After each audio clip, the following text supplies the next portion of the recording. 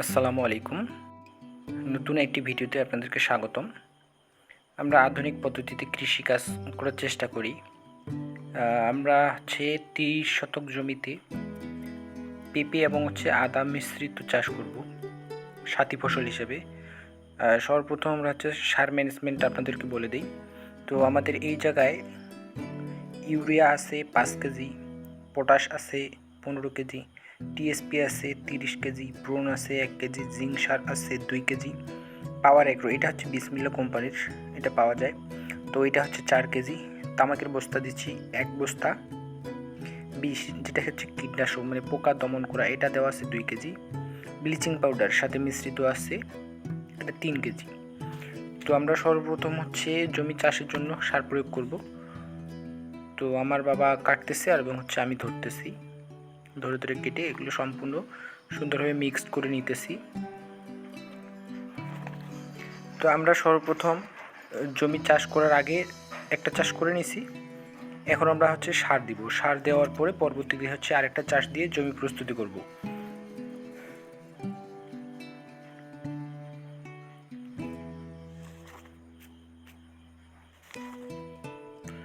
আমাদের টার্গেট পেঁপে, মেইন ফসল পেঁপে এবং আদা। তো এখন আমরা এই জমিতে হাল দেওয়ার পরে একদম জমি রেডি করার পরে মুড়ি কাটা পিএস, যেটাকে আমরা চান্দি কাটা পিএস বলি, আমাদের গ্রামের ভাষায় চান্দি কাটা বলে, যেটা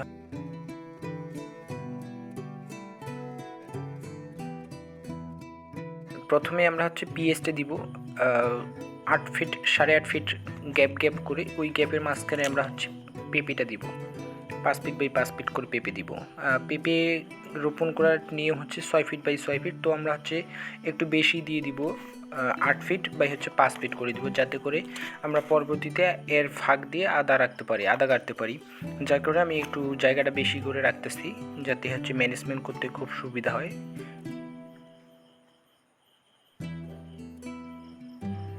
তো আজকে রোদের তাপমাত্রাটা একটু বেশি,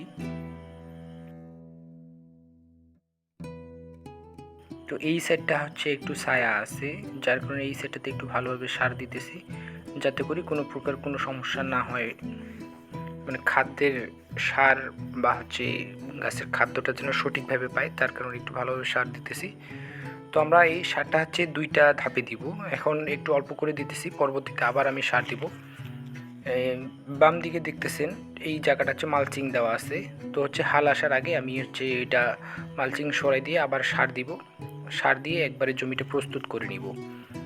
তো বাম দিকে দেখতেছেন এখন এই যে জমিটা আছে এটাতে আমরা গোবর দিছি, গোবরটা আউলি দেওয়া হয়েছে এবং এখন সার দিতেছি।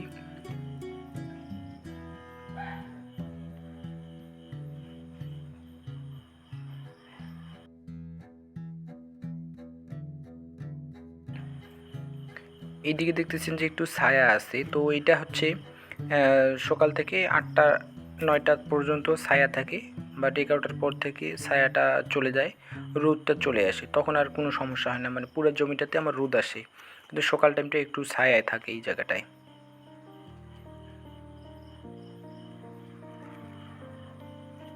আমরা আধুনিক পদ্ধতিতে কৃষিকাজ করে থাকি। এই জমিগুলোতে আমি এর আগে টমেটো চাষ করছি, শসা চাষ করছি এবং মরিচ দিছি, তো আলহামদুলিল্লাহ ভালো ফলন পাইছি। এখন দেখতেছেন আমি এই জায়গায় তামাকের গুঁড়াটা দিব। তো আমি বরাবরই চুন প্রয়োগ করি, তো যেই দোকানে আমি সারগুলো নেই, দোকানের মালিক বলল যে আপনি এবার চুন তো প্রত্যেক বছরে দেওয়া হয়, এবার একটু তামাকের গুঁড়াটা দিয়ে দেখেন। তো তামাকের গুঁড়ার উপকারিতাটা কী কী, সেটা যে তামাকের গুঁড়া দিলে নাকি ব্যাকটেরিয়া ছত্রাক এগুলো ধরে খুবই কম এবং পোকামাকড় আসে না তার গন্ধতে, যার কারণে আমি এটা দিতেছি। তো এরপরও আমরা ছত্রাকনাশক রেগুলার ব্যবহার করব। আমি বরাবরই ছত্রাকনাশক ম্যানসারটা ব্যবহার করি, আমি ম্যানসারটাই সবচেয়ে ভালো লাগে আমার, গাছ একদম গাঢ় সবুজ করে রাখে, সকল প্রকার রোগ প্রতিরোধ ক্ষমতা বৃদ্ধি পায়।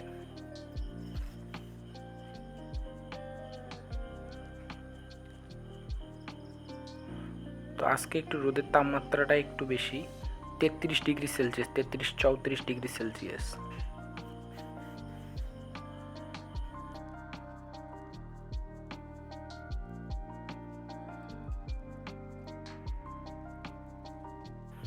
এখন আমি হচ্ছে ব্লিচিং পাউডারটা বালুর সঙ্গে মিশ্রিত করব, কারণ আমার ব্লিচিং পাউডার কম আছে, যার কারণে আমি ডিরেক্টলি হচ্ছে ব্লিচিং পাউডারটা দিতে পারতেছি না, কারণ এটার প্রচণ্ড ধক, এটা নাকে লাগতেছে খুবই গাঢ়, যার কারণে আমি বালা মিশ্রিত করতেছি আমার হচ্ছে সম্পূর্ণ জমিতে দিতে যাতে সুবিধা হয়। তো আমি অর্ধার্ধি করে নিছি, নিয়ে হচ্ছে এখন দিতেছি।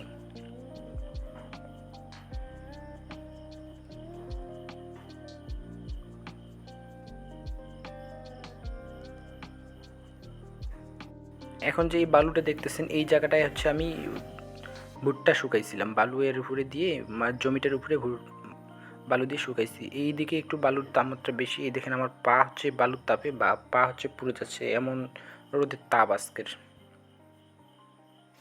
পা একদম লাল হয়ে গেছে এবং হচ্ছে ঝালানি উঠে গেছে আমার পা, প্রচণ্ড রোদের তাপমাত্রা। তো এক ছোটো ভাইয়ের হচ্ছে স্যান্ডেল নিয়ে আসছি, স্যান্ডেল নিয়ে এসে আবার দেওয়া শুরু করছি।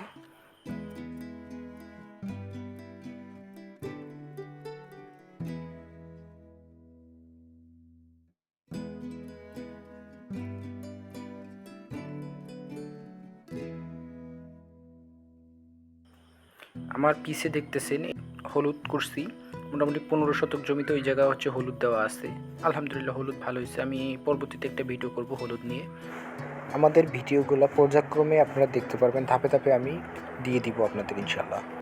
তো আমার হাল চলে এসছে, হাল আসার পরে আমি হচ্ছে এই বাম দিকে যে জমিটা দেখতেছেন, এটা হচ্ছে আমি মালচিংগুলো সরাই দিয়ে কোদাল পেরে একদম জমিটা ক্লিয়ার করে নিয়েছি। তো আলহামদুলিল্লাহ আমার জমিতে খুবই ভালো চাষ হচ্ছে, জমিটা অনেক নরম হয়ে গেছে। এর আগে হচ্ছে খোলা ছিল, একটু জমিতে সমস্যা ছিল। তো আমি যখন হচ্ছে টমেটো করছি, শসা করছি, এটা হচ্ছে ওই যে শসার যে হচ্ছে শিকড়গুলো আছে, ওইটা হচ্ছে মোটা মোটা হয়ে গেছিলো, ওইটাকে বলা হয় নেমাটড। নেমাটড রোগটা ধরছিল আমার টমেটোতেও ধরছে, শসাতেও ধরছে। তো এটার হচ্ছে ট্রিটমেন্ট নিছি, পরবর্তীতে হালকা পাতলা ভালো হয়েছে। তো আলহামদুলিল্লাহ ভালো ফলন পাইছি আমি শসা করছি মাত্র ওই যে ওই উপরের যে জমিটা আছে, ওই জমিটাতে হচ্ছে 15 শতক আছে, ওইটাতে আমি শসা করছিলাম বীজপাতা কোম্পানির কাঞ্চন। তো আলহামদুলিল্লাহ আমি 15 শতকে মোটামুটি 70 মনের মতো শসা পাইছি। আর টমেটো করছিলাম মালিক শীটের আর TM0T8, আমি ওই টমেটোটা করছি গত বছর। তো আলহামদুলিল্লাহ ভালো ফলন পাইছি, কিন্তু হচ্ছে আমি দাম পাইনি, শসাতেও দাম পাই নাই এবং হচ্ছে টমেটোতেও দাম পাইনি। তো আমাদের এলাকায় খুবই একটা মার্কেটিং সমস্যা, মানে আমরা যে কষ্ট করে আবাদ করি, কৃষিকাজ করি, এটা সঠিক মূল্য আমরা পাই না। আমি পরিশ্রম করছি, প্রচুর পরিমাণ পরিশ্রম করছি, অর্থ খরচ করছি, সার প্রয়োগ করছি এবং হচ্ছে নিজে সব কাজগুলো মোটামুটি নিজে করছি, 2-4টা হাজিরা খাটাইছি। ফসলগুলো বিক্রি করে আমি তার সঠিক মূল্য পাইনি, তো বরাবরই আমার লস হয়েছে। তো দেখি এবার একসঙ্গে মিশ্র চাষ করার উদ্যোগ নিচ্ছি, পেঁপে এবং আদা। তো এখন আমি হচ্ছে পেঁয়াজ দিয়ে দিব।